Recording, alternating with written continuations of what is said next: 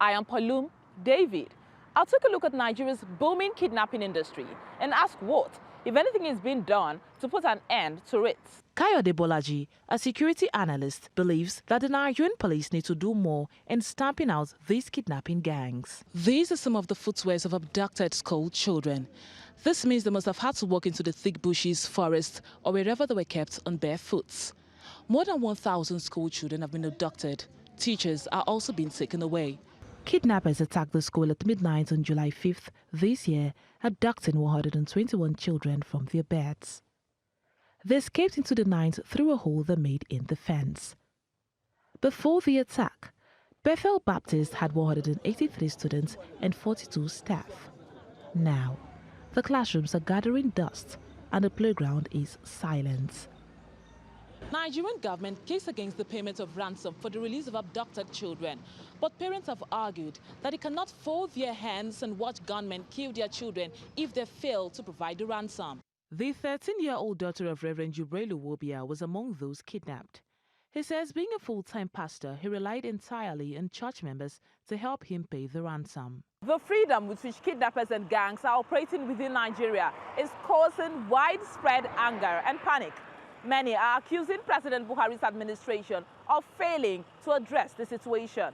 The Nigerian police force say more than 1,200 kidnapping victims have been rescued this year, but hundreds of people are still in the hands of abductors. I am Poloum David in Abuja, and I'll be finding out if having a booklet on COVID-19 in their local dialect is making a difference in educating children about the virus.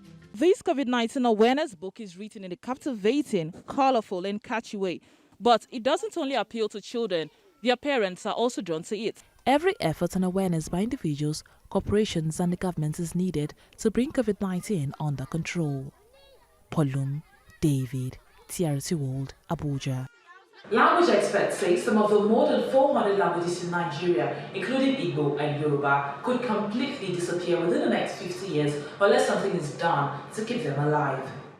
Chizeramu Chiaga is an electronics engineer who is actively working to save some of Nigeria's dying languages. We just finished watching one of the biggest matches of the African Cup of Nations, Nigerian versus Egypt. Nigerian secured a 1-0 win over Egypt. Just like these young Nigerians have chosen to give to the orphans, would you also be willing to extend the same gesture to at least the less privileged around you? Poloum David, CNN News. I'm your host, Poloum David. Now, remember when there was an outbreak of cholera and typhoid epidemic in the FCT? There is no profit in it. Thank you so much. Thank you. We've been speaking with Reverend Dr. Israel Akonji. He's the co-chair of Side by Side Movement and NGO on gender justice. And we'll be talking about female genital mutilation. Thank you so much once again for coming to our studios. Thank you very much. And now moving on with the news. Hello and welcome to BTV's Week in Review, where we'll bring you a compilation of our major stories of the week. I am Poloum David. First, we are starting off with the major stories for the day. The former Nigerian president, Olusegun Obasanjo, has likened the present administration to the Abacha era. Obasanjo stated this in Abeokuta during an interactive session with newsmen when he presented a 16-page address. And that's all on the news. Many thanks for watching. I am Poloum David. Have a good night.